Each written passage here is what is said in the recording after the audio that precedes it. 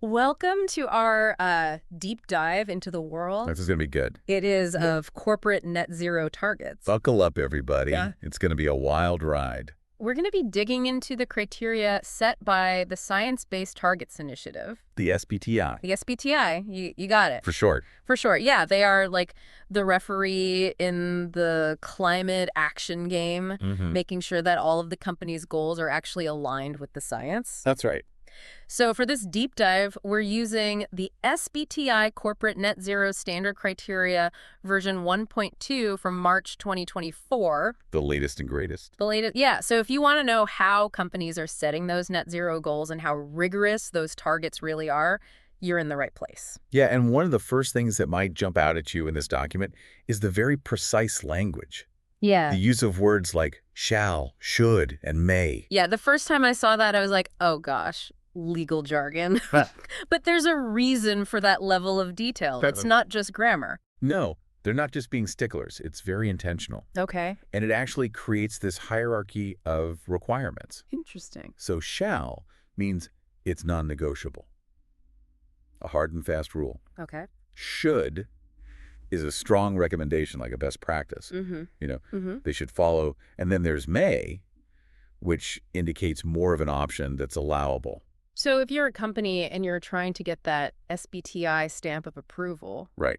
this document's like a legally binding contract. That's a great way to put it. Yeah, for climate action, making sure there's no wishy-washy commitments. Exactly. And that clarity is so important, not just so that the companies understand Right. how the standard works, but all of us too, so we can all understand how it's enforced. Yeah, it's enforced. Because we know there are a lot of companies out there making promises. Okay. So this helps us see who's serious about real action. Okay, so now let's talk about the emissions themselves. Okay. Because this is where it gets a little confusing. Right. Scope 1, 2, and 3 emissions, break it down for us. So Scope 1 emissions are like the direct emissions from a company's operations. Okay. You can picture like the smokestacks of a factory or the exhaust from a company's delivery trucks. So that's the company's direct pollution? That's right. What about Scope 2? Scope 2 covers the indirect emissions from the energy that a company buys. Okay. So think the electricity that powers their offices or, the heating and cooling of their buildings. Okay, so they may not be burning those fossil fuels directly, Right.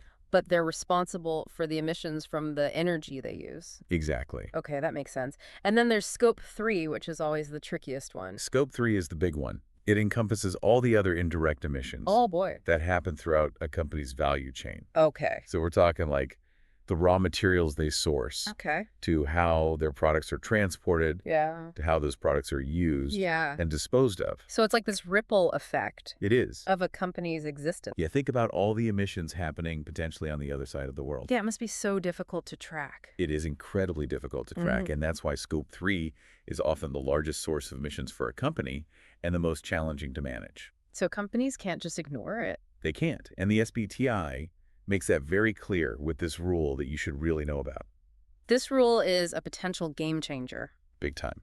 If a company's Scope 3 emissions make up 40% or more of their total emissions, they have to include those in their near-term targets. That's right. No sweeping it under the rug anymore. It forces companies to look at their wider impact. That's right. Think about a clothing company. Okay. Their Scope 3 could include everything from the cotton fields in India to the customer driving to the mall to buy a shirt. That's a huge impact, and one that companies are now being held accountable for. That's a great example. Yeah. It shows how everything is interconnected, and this is something that has implications for all of us as listeners.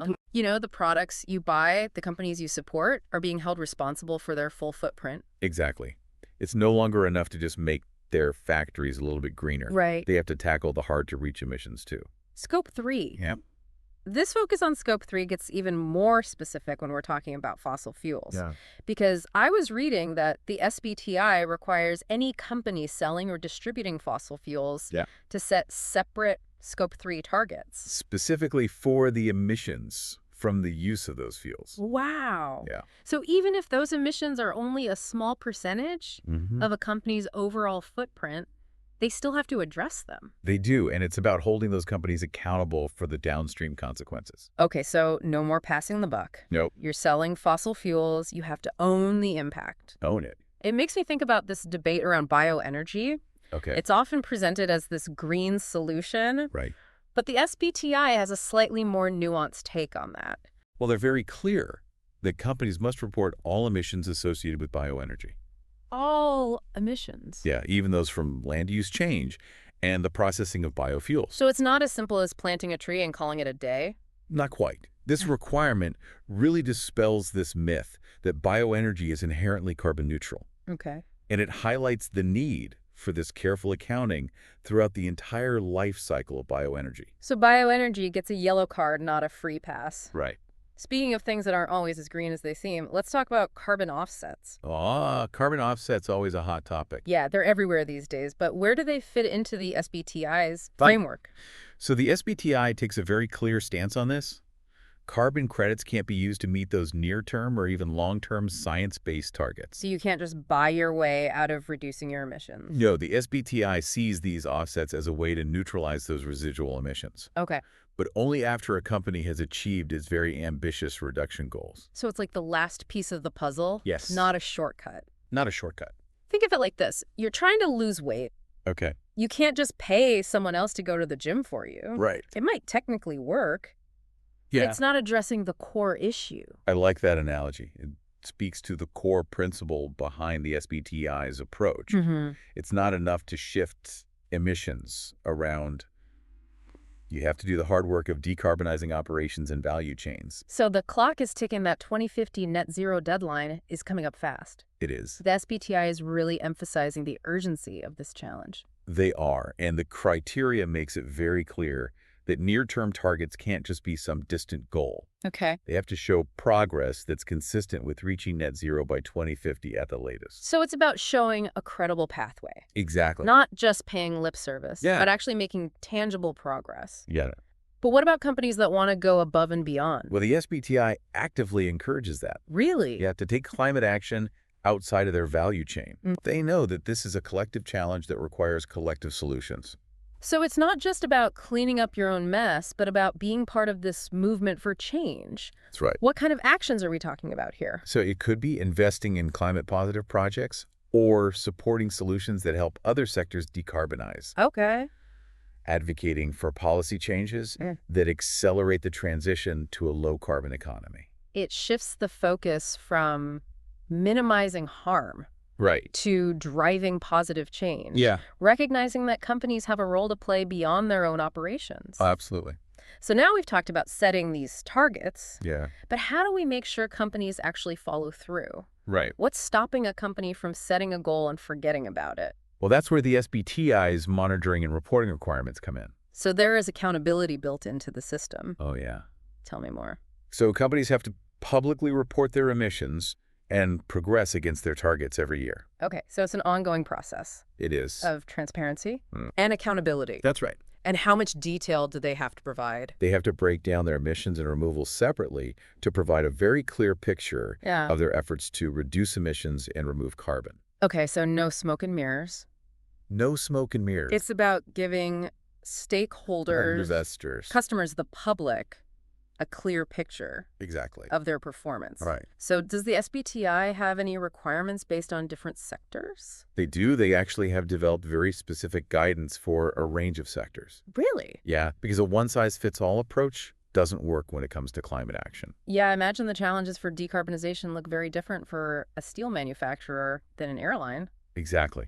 They have unique circumstances to consider. Okay. So companies in those different sectors are required to follow those sector-specific guidelines. So what might that look like? Well, for a steel manufacturer, the guidelines might focus on emissions from like blast furnaces or other energy-intensive processes. For a bank, it might be about the emissions associated with the projects that they finance. And for an airline, it's going to be about accounting for emissions from their flights. It makes sense. We need a wide range of approaches. We do. Each carefully designed to address the different nuances of each sector. Absolutely. And that brings us to a sector that has been under particularly intense scrutiny lately. Right. The fossil fuel industry. Ah, yes, the elephant in the room. It is. Does the SBTi even allow fossil fuel companies to set net zero targets? That is a complicated question. Yeah. And one that deserves its own deep dive. Ooh, I like it. Okay, listeners, that's all the time we have for today in part one of our deep dive into the SBTi's net zero criteria. We'll be back in part two to tackle that elephant in the room and unpack the specific requirements for those fossil fuel companies. Stay tuned. Welcome back to our deep dive into net zero targets and how companies are supposed to achieve them. Yeah, before we left, everyone hanging about the fossil fuel industry. We were talking about how the SBTi makes sure companies stay on track with their commitments. Mm-hmm. Because setting a target is one thing, but following through is another. Absolutely. So what are some of the mechanisms that they use to ensure that companies aren't just setting these targets and forgetting about them?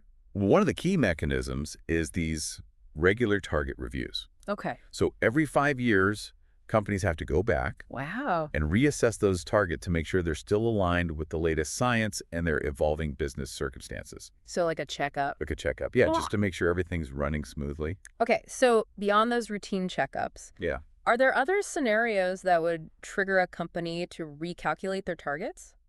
There are a bunch, and they're all designed to prevent companies from gaming the system Okay. or letting those targets become outdated. I'm listening. What kind of changes would force a company to recalculate? Well, one we talked about earlier, if a company's Scope 3 emissions suddenly become 40% or more of their total emissions. Right, so if their supply chain suddenly becomes more emissions intensive, Yeah, or their products start having a bigger carbon footprint. that's right. It could be a red flag Yeah. that their targets need to be adjusted. So they're constantly accounting for their full impact. They are, even as their business evolves. Makes sense. Another scenario would be any change in the company's structure or activities that could affect their emissions. So like mergers and acquisitions, or even shifts in the types of products or services they're offering. Exactly. All those things can have a big impact on a company's emissions. Right, it's like a financial audit. It is like a financial audit for emissions. You're making sure that the numbers still add up. Yes. Okay. What about the data itself? Yeah. Does the SBTi have any requirements around that? They require companies to recalculate their targets if there are major changes in the data sources or methodologies they use. So if they find errors in their previous emissions calculations, Yeah. or if they start using a better measurement method, More accurate, yeah. they have to reassess. They do. It's all about making sure they're using the best available data and methodologies. So maintaining that transparency and making sure those targets are based on solid evidence. That's right. And the SBTi doesn't just set requirements for target calculations. Right. They also lay out guidelines for how those targets should be formulated. Okay. So let's talk target language. Okay. What are some of the key elements companies need to include? All right. Well, first and foremost, Yeah. they have to explicitly state their net zero target year, Okay. And that can be no later than 2050, 2050 at the latest. the ultimate deadline. It is. Okay. And beyond stating that target year, what else? They also need to specify the magnitude of the emissions reductions they'll achieve Okay. for both near-term and long-term targets. So putting concrete numbers on the table. Putting numbers on the table. They can't just be vague. No more vague promises. And to make those reductions measurable, they also have to disclose their base year. So the starting point for measuring progress. Exactly. It's all about transparency and accountability. So no more using the term net zero without backing it up. Nope. They have to have a plan. With concrete, measurable targets. Yes. It's about putting your money where your mouth is. Right. And showing that you're serious. Yes. And once they've done all that, set those targets, and gotten validated by the SBTi, there's another layer. What's that? Reporting. Reporting. Okay, so it's not just setting the target, it's also following through and letting people know that you're following through. That's right. The SBTi requires companies to publicly report their emissions and their progress against their targets every year. Every year. So they can't just sweep it under the rug? They can't. And it can't just be a summary either. They Okay. have to give this detailed breakdown Okay. of their emissions and removals. To show their efforts on both sides. On both sides, reducing emissions and removing carbon. So no more lumping everything together? No, it's about transparency. Giving stakeholders a full picture A full and complete picture. of the company's performance. Okay, so we've been talking about these general requirements that apply to all companies, Right. but are there any sectors where the SBTi has additional rules, stricter rules? Absolutely. In fact, they have developed specific guidance for a range of sectors. Oh, wow.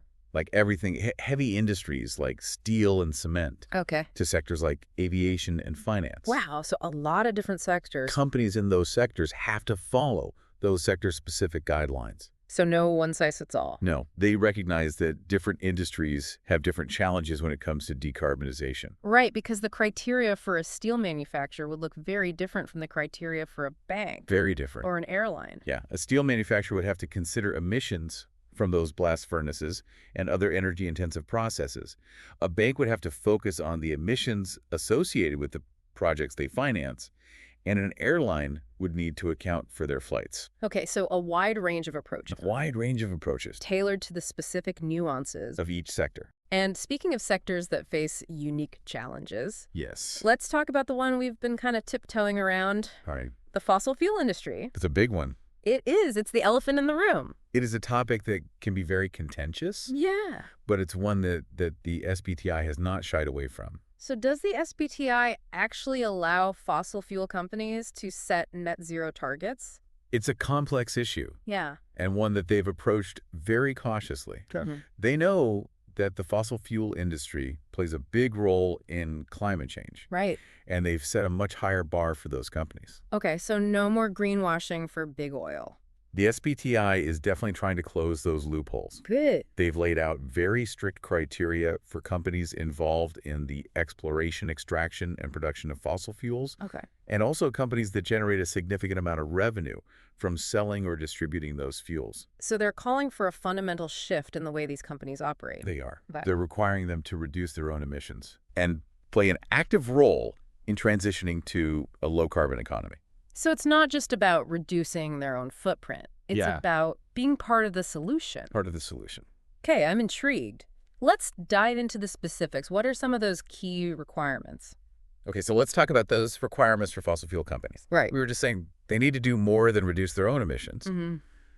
It sounds like the SBTi is holding them accountable for the emissions from the use of their products as well. They can't just pass the buck and say, hey, we're producing the oil and gas. It's not our problem how it's used. Right. The SBTi is drawing a line in the sand. Yeah. They're saying these companies have to be responsible for Scope 3 emissions, specifically Category 11, Okay. which covers the use of sold products. So if their oil or gas is being burned, Yep. those emissions are on them. They are. It's recognizing that a barrel of oil doesn't magically become carbon neutral once it leaves the refinery. Right. The emissions from burning those fossil fuels, they still count. That makes sense. But in terms of actual targets, how ambitious do those Scope 3 targets have to be for these companies? Well, the SBTi doesn't let them off easy. They require fossil fuel companies to align their Scope 3 targets with a 1.5 degrees Celsius pathway, Wow. which means they have to reduce those emissions at a rate that's consistent with keeping global warming below that threshold. So they can't just make small changes No, they have to make significant reductions year after year. year after year to Yeah. meet that goal. So the SBTi is saying that fossil fuel companies Yeah. can't just focus on cleaning up their operations. Yeah. They have to help reduce the demand for fossil fuels overall. Exactly. It's not enough to be a slightly less dirty oil company. You have to Yeah. be part of the solution. Does this apply to every company that touches fossil fuels?